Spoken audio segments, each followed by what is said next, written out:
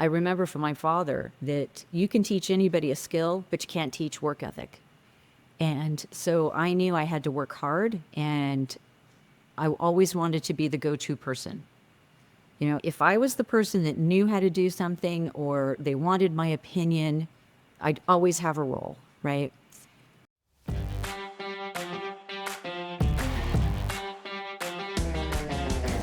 Welcome to Behind the Screens, conversations with background screening pros. I'm Les Rosen, your host, and I'm excited to have you here. On this podcast, we chat with the people who know the background screening world inside and out.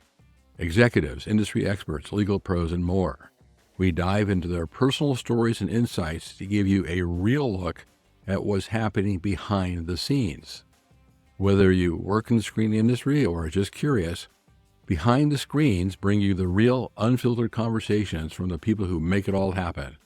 Stick around for stories you won't hear anywhere else.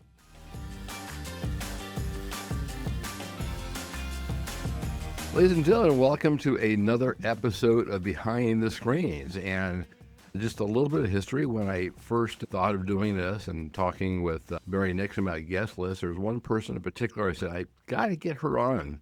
Not sure when or how, but I'm going to find her. We're going to get her on the show. And today's that day. And I am so happy to have with us a woman who really, from, those who've seen Hamilton, was really in the room where it happened. And you'll hear the story.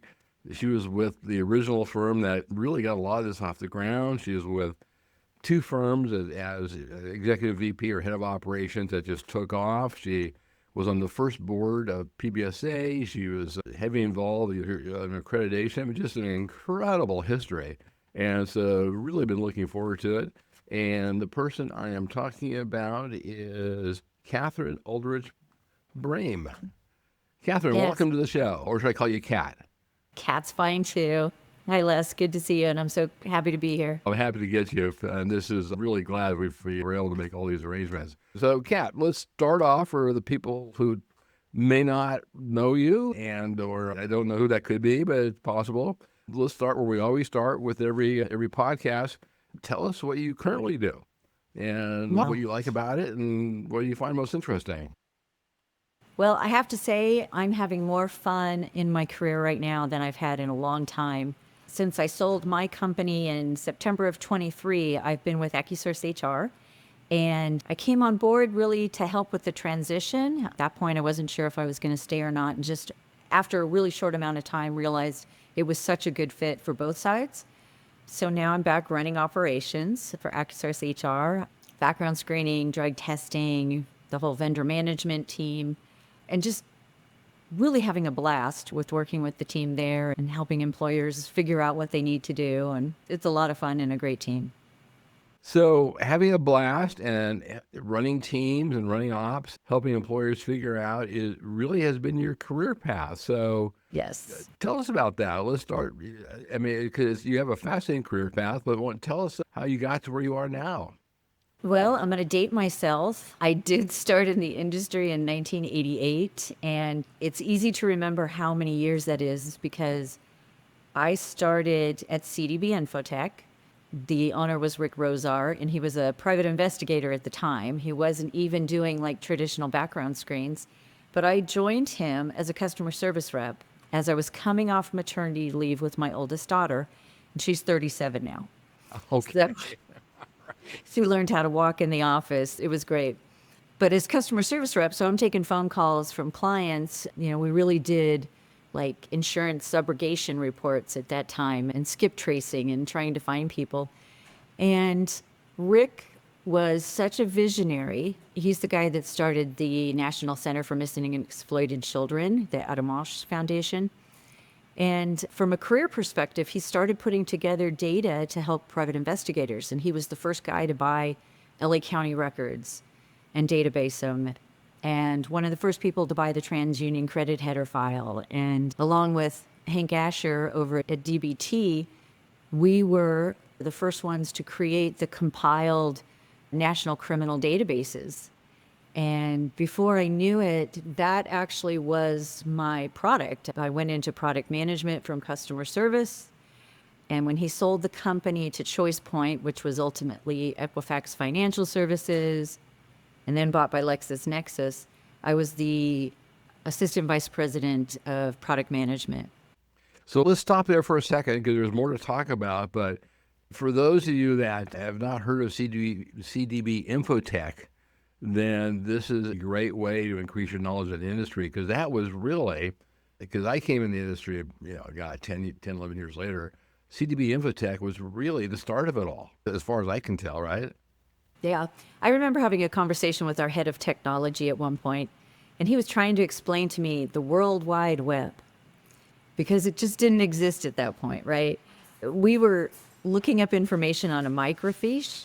We'd have those big machines and you'd pull up the film cards, and nothing was digitized. There was no online access. And if the clients were accessing in an online basis, it was through the old, what do you call it? The modems, Modem, yeah. sounds. The 14.4 modem. Yeah, right. Yeah. And it was just a different world. Nobody had computers on their desks. It was a telephone and everything was by paper. But yeah, CDB Infotech was a really special company. And it evolved over the time I was there. When I joined the company, I was employee number 5. And when he sold the company, I think we had close to 100 employees, and we're starting to expand out internationally. And it was like a family. And looking at the products we built and how these are cornerstone products in the industry still, with the National Criminal Database. We were aggregating bankruptcy liens and judgments. We were buying all the court data we could get our hands on and making it as available. And of course, at that point, we were charging a fortune for it too, because it was brand new. It's a whole different world now when you can get online records for, almost pennies.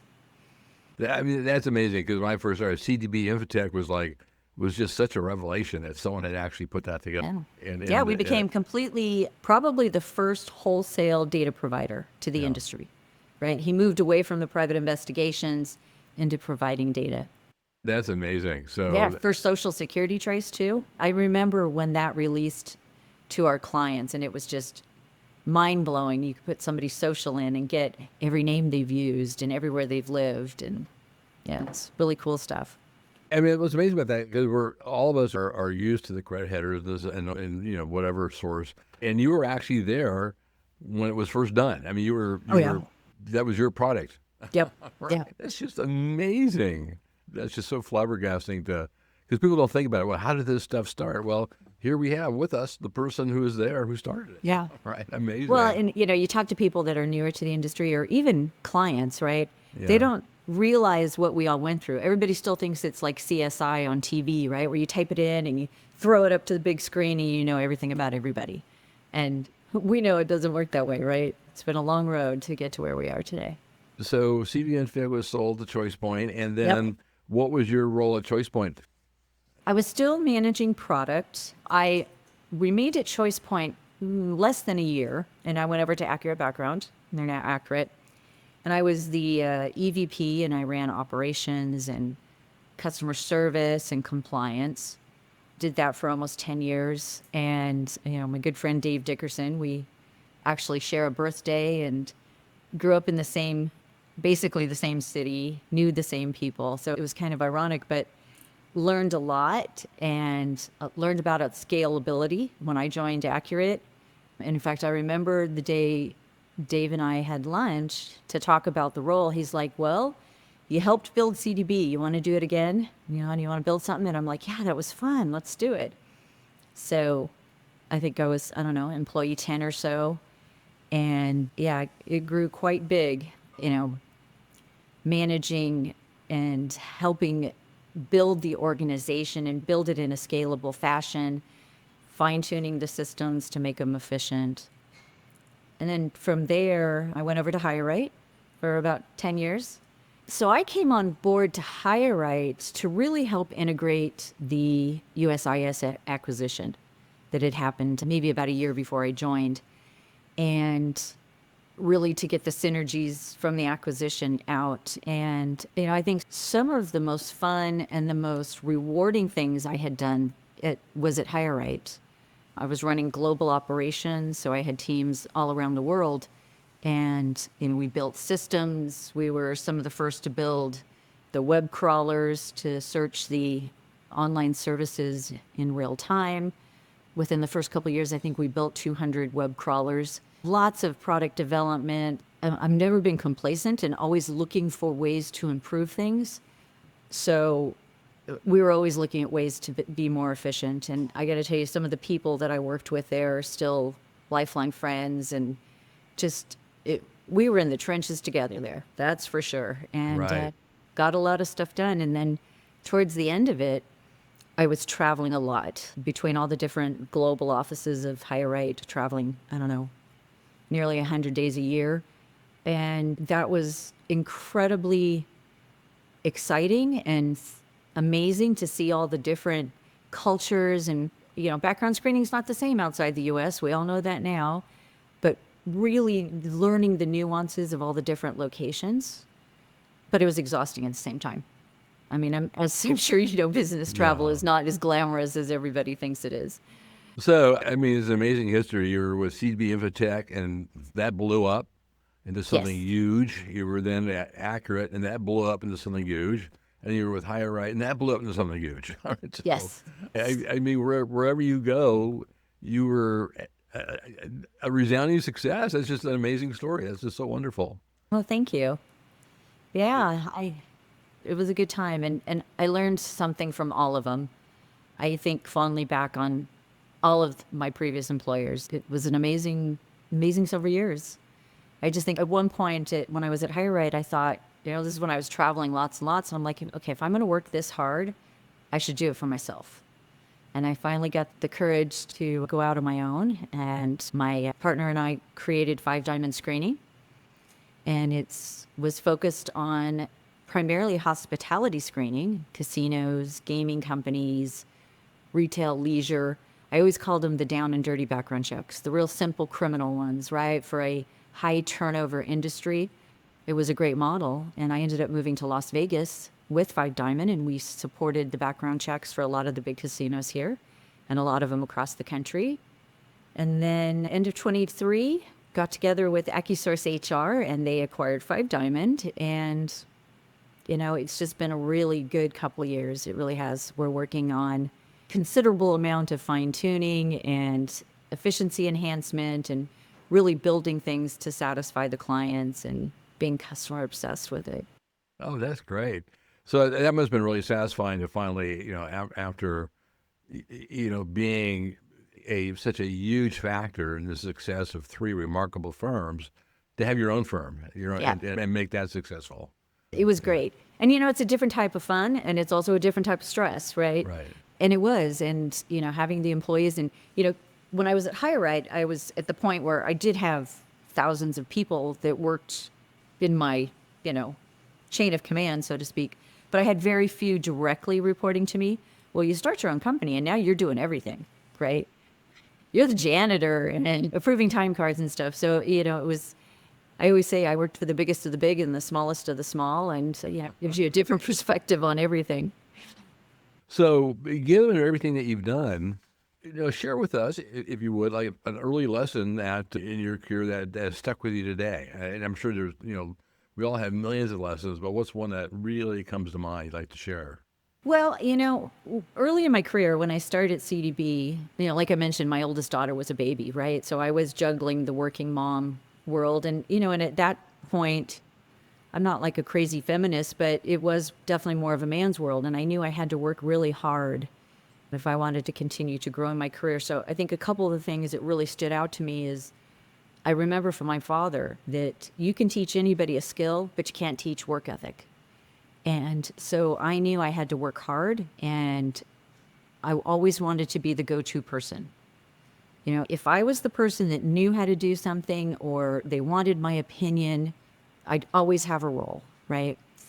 Between that and then the other thing that I learned early on was to model the behavior that you want from your employees. I would never do anything with any of the roles I've had. I would never ask somebody to do something I wasn't willing to do myself. And I think that's really helped me in my career. I firmly believe that people that have worked for me saw that and knew that I was in the trenches with them and understood what they were doing and the challenges they had. And nobody was going to work as hard as I was. I mean, it was just, that was the expectation. So, Yeah, once a long time ago, I had a friend tell me that if you ever want anything done, find the busiest person in the room because they're going to get it done. yeah, right. That's the hazard of doing a good job, right? You get more work. Yeah, Yeah. exactly. And I love the part about leadership. The lesson in leadership you just shared is fantastic as well. To Yeah. make sure that you're a model for your employees. That worked out well for you. So you obviously are a person of many talents. You could have gone anywhere, but you stayed in the screening industry with remarkable success. What is it about the background screening industry or the people or whatever it was that kept you in that particular sector in this vertical? Oh, yeah, that's a great question. It's always been an amazingly gratifying job. When we all first started, it was all about protecting our clients, right? Don't let the bad guy in. And, there weren't all the rules and regulations back then. It was kind of the Wild West. And we made sure criminals didn't get hired by our employers. And then we did see this swing towards the candidate. And at some point in time, I don't know, maybe 15, 20 years ago, my mindset changed. I mean, I certainly want to protect my clients, but for me, it became about helping a person get a job. And it really stuck to me. I mean, there's a job for every person, That doesn't mean every person's right for every job, but everybody has the right to work and finding that right role. And, I think about like the single mom who's trying to put food on the table for her kids and, get ballet lessons for her daughter. And now she's just got a new job and she's super excited about it. And the fact that we got that background check done a day sooner than expected, she got to start the job sooner. I remember one time while we had Five Diamond, I was here in Vegas. And even though, I'm co-owner and I'm running the company, I'd go out to job fairs. So some of the big casinos would have job fairs. And I'd sit there and they're interviewing applicants, but I'd run like a table. Okay, when somebody was going to get hired, they'd come to the background check station and I'd get their background check going for them. And just talking to these people that are so grateful to have a job. The guy that was living in his car and now he's going to, have a job and get a paycheck again, or the person that just moved into town and was looking for a fresh start. That's what makes me passionate about it, is that I'm helping people, indirectly, right? But helping people put food on their table and money in their pocket and take care of their families. And it's always been such a gratifying thing we do. Right. Yeah. And then you add to it fair chance hiring, the second chance movement. Oh, yeah. You're right. And as you said, there's a job for everyone, although not everyone gets every job. And then to help those people so we don't end up with a two-tier society, where Right. with a, that's great. I'll put in my 2 cents here. I've always felt that, and I may have said this in other programs, that even though applicants don't pay us, ultimately under the FCRA and ethically and morally, or however you want to look at it, applicants are clients. The employer paid and the employer is a client, but the applicants are equally clients as well. And, Yep. and you obviously embody that philosophy. Absolutely. Because an unhappy applicant, if they have a bad experience, we hear about it, right? Yeah, exactly. Because they tell our clients. Right. We don't like that. So in going back through this history we've gone through, and obviously you accomplished a lot at a lot of different firms, but is there anything that, or one or two things that percolate to the top that really bring a smile to your face in terms of accomplishments or something you're particularly proud of that you want to share? Yeah, there's a couple. And I know we're going to talk about PBSA, but my time there in the formation time of the association and getting the accreditation program launched, that's definitely one of my proudest Great. moments. The big one, though, that resonates with me is, I've worked in the industry a long time, and I get so proud of seeing the people that either I hired or I worked with continue in their careers and grow and blossom. You've had guests on your podcast of people that worked for me. And, we've got PBSA board members that I hired originally. And it's not me patting myself on the back. I just see these people that they get passionate about the industry too. And, it's a big family, right? We always say that there's nothing like other background screeners, right? Only we know what it's like. And I think about even the entry level people that I've worked with in different countries and watching them move in their career. And I've always tried to be a leader that empowered people to do their job. Never been a micromanager. If I hired you for a position, I trust you're going to do the job. And it's just really fills my heart to see the people that have continued to grow in their career and gone on to be just super successful. Oh, that's fantastic. Well, then let's circle back to the first one then and talk about PBSA. A little bit of history at the very beginning. Before we became official, we had elections, and people could get nominated or nominated, however that worked, and you were elected. You were on the first board. Yep. Yep. Right. Yeah, you and I and Jason Morris and Noelle Harling and Mike Coffey and Mary Poquette, we were there, Sandy Burns, chugging along trying to put the association together. And to be honest, I don't remember how I got nominated, but there we were sitting in a hotel at the Dallas airport, putting it all together. And we all knew what we wanted it to be.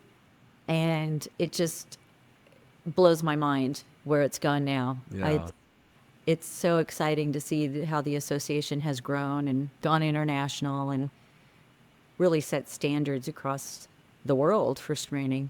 And at that first board meeting, we didn't all necessarily know each other. I mean, we had, I can't remember how many board members, and I was the last one there, per usual, but it was just a group of us, and we all looked at each other, okay, what do we do now? Well, let's elect some officers, let's get started. I mean, really, and then it's just boom. Thanks to so many people, and including you and your role in accreditation. So tell us about your accreditation journey.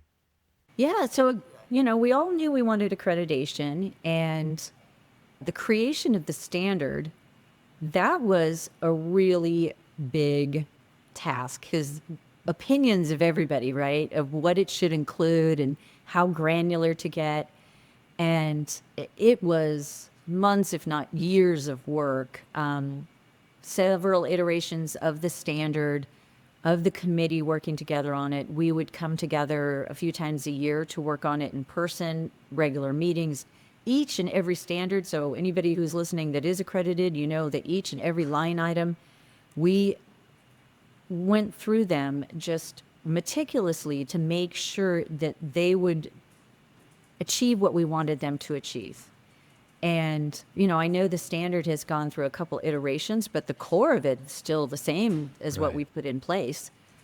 And so not just the creation of the standard, but creation of the audit process and the hiring of the first auditor, the determination of the programs for renewal, the secondary audits, that whole program had to be developed.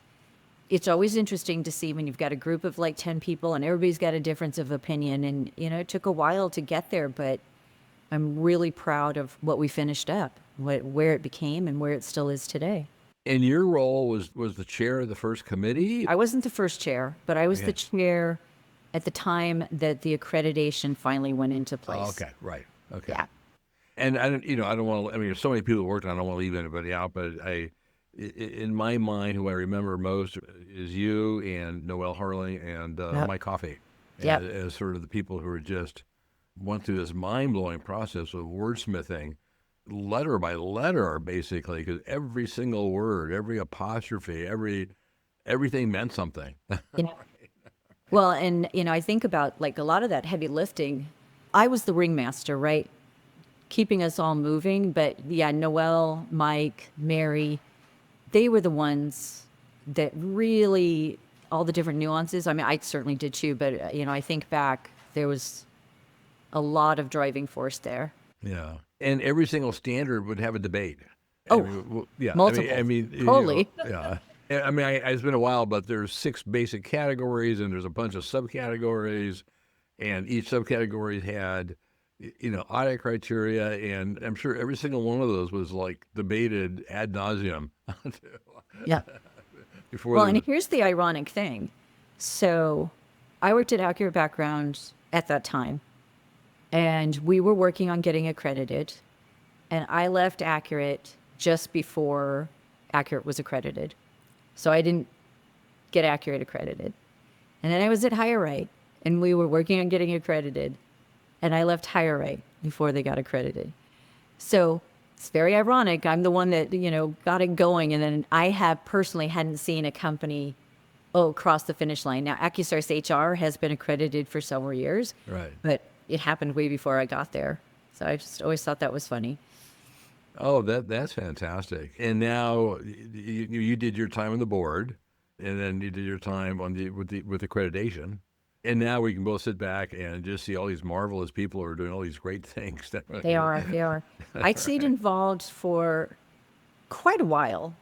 About halfway through my stint at Higher Right, I was just traveling too much and too busy. Although I did attend conference last year, and it was the first time in a long time. Oh, But I got to say, the friends I made through PBSA, lifelong friends. right. And they're the kind of friends that you can not see or talk to for a couple years, and then all of a sudden it's like no time has passed. I mean, just some really incredible people. Oh, that's fantastic. I mean, it's just so incredible. But let's turn from screening for a second, because some people, including you, I'm sure, have actually lives outside of screening. Right. Hard to believe, right? A little bit, We yeah. get so involved. And, at least before I retired, you're just involved day in, day out. You just live, eat, dream, sleep. Background screening. That's what we're into. Yep. But outside of background screening, what's your hobbies or interests? What do you do for fun? What do you do when you don't have your head in compliance and operations and products These and things. blah, blah, blah? Well, let's see. This year, my tomatoes are doing pretty good outside. Got a little bit of gardening going on. I've got tomatoes and carrots and peppers, and they're looking good. From a hobbies perspective, I'm just a really crafty person. It's painting and crocheting, but really, the thing that I try to fill my time up with, a couple things. I've got 2 amazing daughters, and I've got 5 absolutely incredible grandkids, ranging in age from 17 to 1. So spending time with them, I never get enough time with them. And thank heavens for FaceTime, because I don't know what I would do without FaceTime. The teenage girls, they don't want to hang with grandma as much as they used to, but I know when they need me. But so they're great. The other thing I really enjoy doing, hanging out with the man in my life, the love of my life, and we spend a lot of time here in Vegas going to listen to live music. Wow. Live music junkie. Absolutely.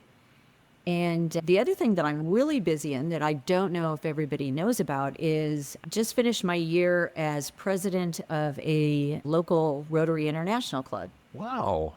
Yeah, so Rotary International is a service organization, literally international. There's 22,000 different clubs helping eradicate polio, bring clean water around the world.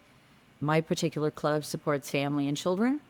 So we're doing a lot of volunteer work, distributing diapers, putting together meal baskets, reading to children, and that stuff really fills my heart. And so I was the president of the club last year. I'm now the past president and enjoying retirement. It's been all of 11 days now, so it was a great year for sure. Well, yeah, I mean, that's just an amazing list of things. I mean, when you break that down, there's the crafting. So you're crocheting, knitting, painting, and the inner Martha Stewart, I guess. Yes, exactly. Quilting. And then you told me before we started that you're still living in Las Vegas. So Yeah. congratulations that you can grow tomatoes in Las Vegas. Yes. Lots of water. Yeah, I mean, that's a little, not your usual climate for agriculture. No. And then the grandkids are fantastic. The That's grandkids great. are amazing. They just incredible. That's So nice. fun. Yeah. 4 girls and a boy. Wow. So you're basically Christmas shopping all year. Oh, for sure. The whole thing that, grandma spoils the kids. Absolutely. Everything goes. Grandma never says no, and Right. it's good. And then when I assume when you're able to, it's games and events and Oh yeah. birthdays and, Hmm. I mean, wherever they all live and all that sort of thing. Oh, that's great. And then what's your live music like? I guess it's really interesting in this program how many people in the screening industry just love live music. Yeah. So what's your genre? Everything. Okay. Well, and I got to say, I'm really spoiled here in Vegas. You can get free live music every day. Oh, it's amazing. Yeah. So there's tons of cover bands. So, 80s music, 90s music, country bands, classic rock. And then we see tons of concerts too, but at least every week there's something we're going to. So do you have to go to the strip to do that, or you can Not be always. the I live strip about and 20 minutes away from the strip. So yeah, there's a lot of local places. There are places on the strip, of course, but yeah. lots of local venues. It's good. Oh, that's amazing. Yeah. So, because you go to New Orleans or Nashville and you think of those places where you Oh, get yeah. music every night, but I guess it's the same in Las Vegas. And Yeah. if you're local, you could, where to go without having to, brush elbows with every tourist in the country. Right. Right. Oh, I that's much prefer great. the local areas for sure. Yeah. Yeah, come on So down. We'll take you to a couple good places. that's great. So if you're a Las Vegas, you landed on Las Vegas. I mean, you spent a lot of time in Orange County, obviously. Yep. Up and down the 405, and now you're firmly I'm not sure what the word is, Vegasite or whatever. I don't know what we call ourselves. Batty Annie? All right. Or the new Oakland, because you have our Raiders, you're gonna have our A's pretty soon. So Yes. just don't take the Warriors. All right.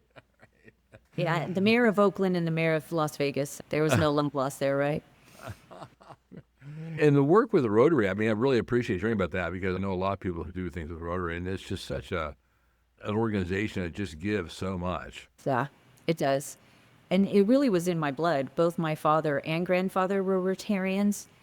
And I was at a point in my life when I was at Five Diamond and working just too many hours, right? It was 24 hours a day. And I'm like, I got to do something for me.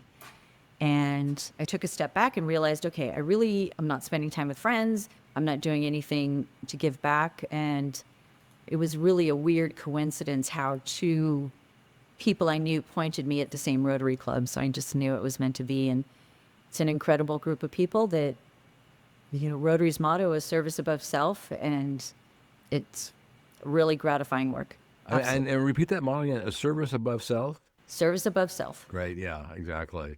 And you still have to do the weekly lunches, right? Well, see, our club is an after hours club. So we meet in the evenings. Oh, We share dinner and it's BYOB. And so clubs can pick when they meet. Some are lunches, some are dinners. We have morning clubs. But I was particularly looking for an evening club that's because fantastic. it's just hard to get away for lunch, right? Wow. So that leads us into the next segment, and I think you may have saved something where we play fun facts. So is there a fun fact about yourself that people don't know, don't suspect, wouldn't know, and they would go, oh my God, it's incredible. Fun facts. Let's see. I was a cheerleader in high school. A cheerleader in high school. Oh my Yeah. gosh. Actually, a cheerleader since I was like 4 years old. My dad used to coach Pee Wee football. Oh my God. I was a really proficient water skier. Wow. My younger days, never a snow skier. Yeah, and I think some of the crafting things a lot of people don't. I've not used to still paint murals for children's bedrooms. So that's great. You're able to paint your grandkids, maybe a mural too over the years. Yes. In fact, Oh, all that's of my fantastic. nieces and nephews have murals that my sisters and I painted for them. So were you a cheerleader in Orange County? I grew up in West Covina, Oh, which okay. is about an hour north of, Yeah, or yeah. east of LA. Cheerleader there, at West Covina High School.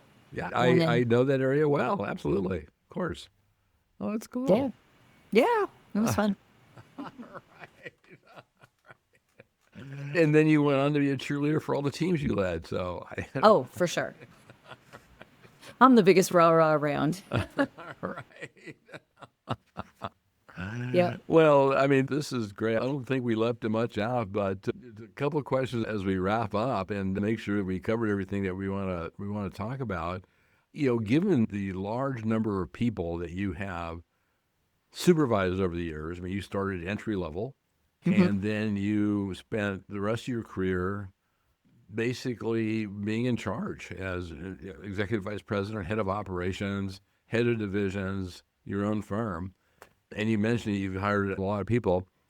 Based upon your experience in the industry, if someone who listening now is going, "Oh my God, what a great career!" What would be your career advice to them? And it may even be an entry level verifier or an entry level, criminal researcher or someone with a couple years in the industry, or maybe someone that's in a large firm and doesn't see a lot of advancement within that firm. I mean, there's all these different, scenarios. What's your advice? What would you tell people? Two things: never stop learning, never ever. I'm a voracious reader, and there's always keep learning, whether it's about the industry or life in general or self-help stuff. Just continue to grow. And the other one is, no matter how shy you are or introverted, you've got to maximize on networking opportunities. And I think PBSA was a big part of that when it was NAPBS for me, because we were surrounded with like-minded people and it was so easy to connect with. But networking opportunities is the key. I firmly believe a lot of times it's not what you know, but who you know. And you've got to really learn to leverage that. That's a great observation that it's who you know is so important. And the way to get to know people is just to, and I've said this before, so I'm a little bit of a broken record, is just to call up PBSA. And even if you are a person that considers yourself, fairly low in the pecking order, you can go to PBSA and find yourself eventually, if you're willing to put in the work and you work well with others and you have the talent, you become chair of a committee. You can be on the board. Yep. Yep. Yeah. And Plus then it's- things happen. And For sure. And it's the collaborative spirit, for sure. We're not sharing trade secrets. Obviously, we have that antitrust statement that's read at every meeting. But I can't tell you how many times I've reached out to people I know at PBSA saying, "Hey, what are you guys doing about this?" Or, "Did you hear about that situation?" And, what's your thoughts around it? And in fact, just like 2 days ago, I reached out to, in fact, somebody that was on your podcast saying, "Hey, what do you think about this?" And, it's a great network. It really is. Yeah. Yeah. And that's one of the interesting things about the industry, too, is that I remember at the very beginning, everyone was very, secret about their client list or their process and how they did things. And it turns out we all put our pants on the same way. There is no secret sauce. Yes. You all end up, doing pretty much, the same thing, sort of, maybe a different whistle or bell. And it turns out even price lists aren't, we had this anti-competitive, but there are just no secrets in the world.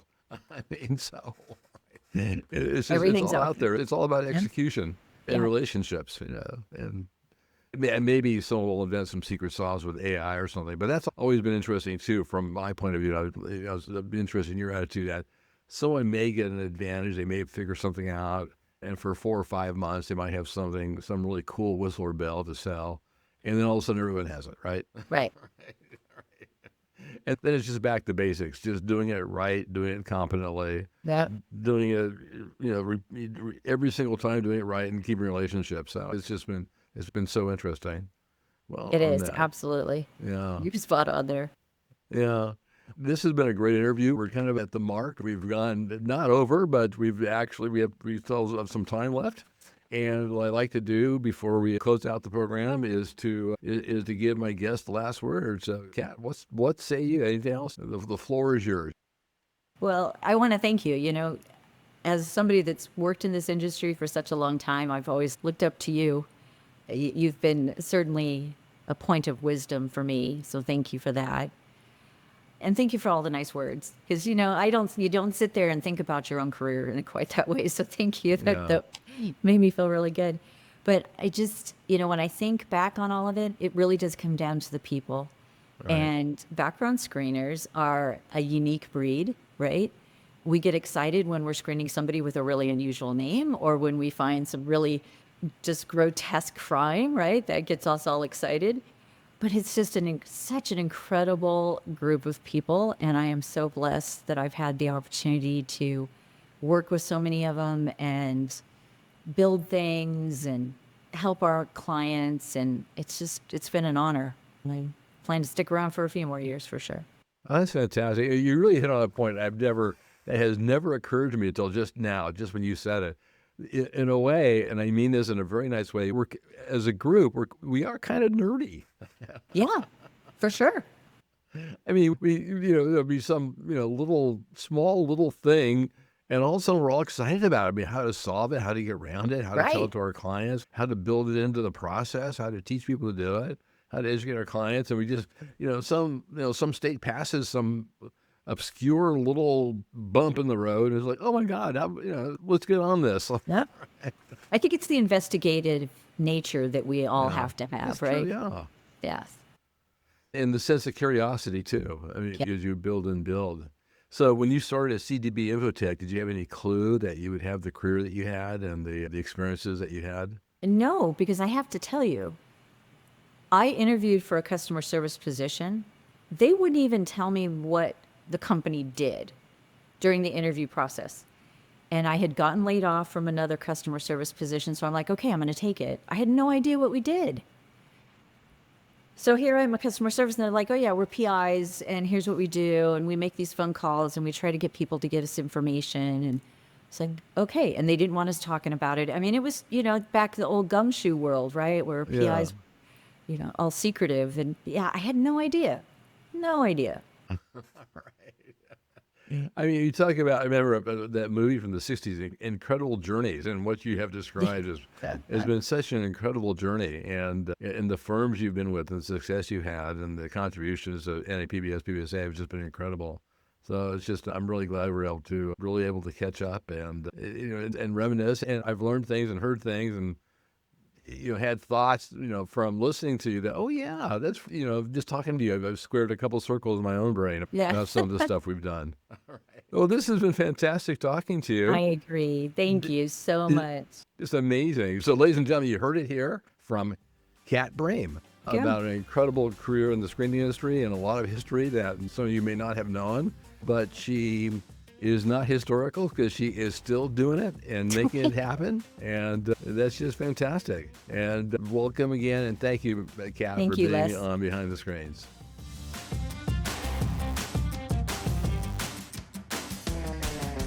All right, that was yet another wonderful conversation with a background screening pro. If you enjoyed today's episode, don't forget to hit subscribe so you never miss an update. And hey, if you got a moment, we'd love for you to leave us a review. It really helps get the word out. For more info or to catch up on past episodes, or to make suggestions or to suggest possible future guests, head over to our website. Once again, this is your host, Les Rosen, and it's been a pleasure to bring you another episode. See you on the next episode. Thanks.